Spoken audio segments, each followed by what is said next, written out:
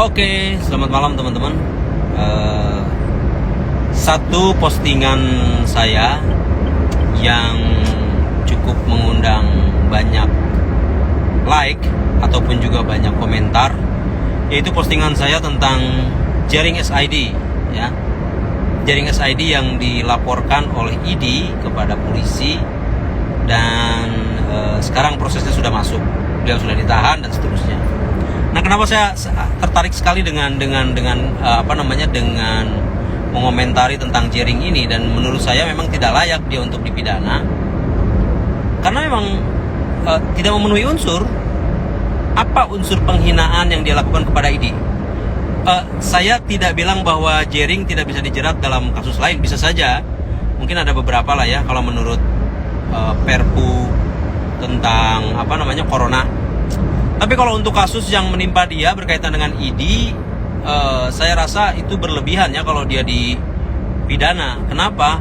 Karena sama sekali nggak ada penghinaan.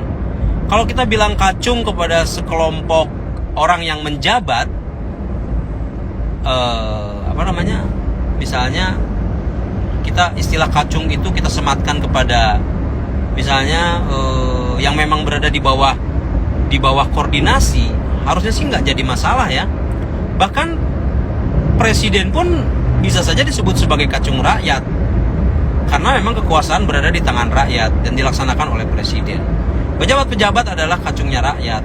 Nah, kalau misalnya kita bilang bahwa pejabat itu kacung rakyat, terus apakah saya dipenjara? Ya enggak dong, karena memang itu adanya gitu loh. Ada kaitan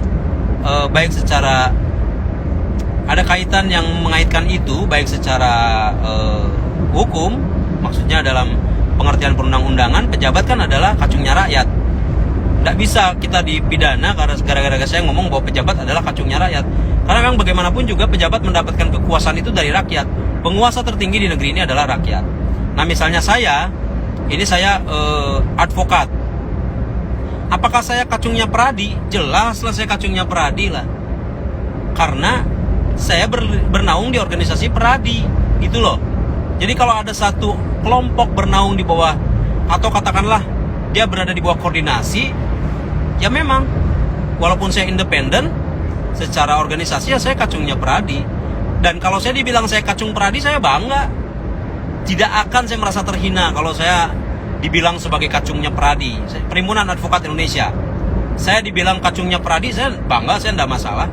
Karena memang yang mengarahkan saya adalah Pradi, gitu loh. Saya kacungnya pengadilan, boleh juga dibilang kacungnya pengadilan, karena bagaimanapun saya bersidang harus tunduk pada pengadilan. Saya dibilang kacungnya jaksa, nah itu baru keliru. Saya dibilang kacungnya polisi, ya itu keliru. Jadi pernyataan kacung ini yang disampaikan oleh jaring sebetulnya tidak memenuhi unsur pidana untuk penghinaan, karena tidak memenuhi saja. Kalau misalnya dasarnya adalah ketersinggungan, ya semua orang bisa tersinggung dong dengan apapun, betul nggak? Ya kan, semua orang bisa tersinggung dengan apapun, dengan apa yang dikatakan oleh orang-orang, semua orang juga bisa tersinggung, dan itu bahaya. Kalau tiap yang tersinggung kemudian kemudian polisi merespon dengan memproses, repot dong, ya kan? Kita bisa tersinggung dengan apa saja. Nah, oleh karena itu saya tidak setuju. Dan kepolisian nampaknya masih banyak persoalan-persoalan yang harus dibereskan oleh kepolisian daripada kasus-kasus. Menurut saya ini adalah kasus-kasus yang tidak begitu bermakna, tidak begitu ada artinya bagi perkembangan hukum maupun bagi dunia keadilan, nggak ada. Sekarang pertanyaan saya, bagaimana dengan kasusnya Brotoseno yang tertangkap? Itu adalah anggota polisi tuh yang tertangkap menerima suap miliaran.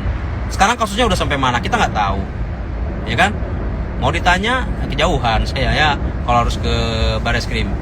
Sekarang pertanyaan itu misalnya, terus bagaimana ada jenderal yang sudah ketahuan terkait dengan kasus Joko Chandra, lalu tidak ditahan. Bagaimana polisi menjelaskan itu? Itu terima suap dari Joko Chandra, ya, dugaannya kira-kira gitu ya, yang saya baca dari berita terkait dengan kasus Joko Chandra, tidak ditahan. Jaring cuma ngomong itu lalu ditahan. Di mana keadilan? Gitu loh.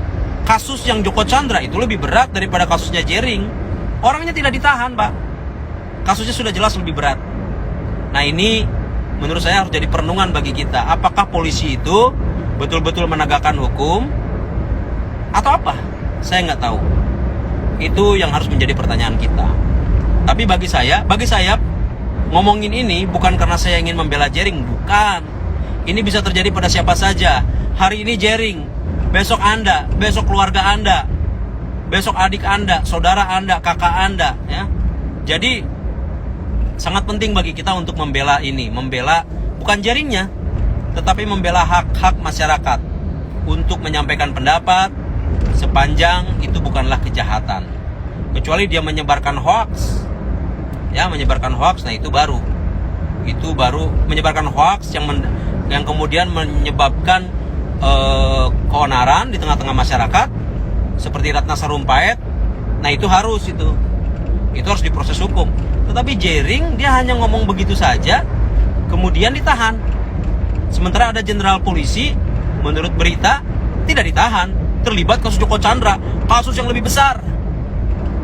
Nah, sekarang kita tanyakan pada polisi, bagaimana penegakan hukum ini? Apakah sama bagi semua orang atau tidak? Apakah ada persamaan di hadapan hukum atau tidak? Itu yang harus jadi pertanyaan kita. Ya, baik, kalau ada pertanyaan boleh sampaikan di DM atau sekarang juga boleh. Kalau ada yang mau nanya, itu sementara dari saya. Live-nya udahan dulu ya.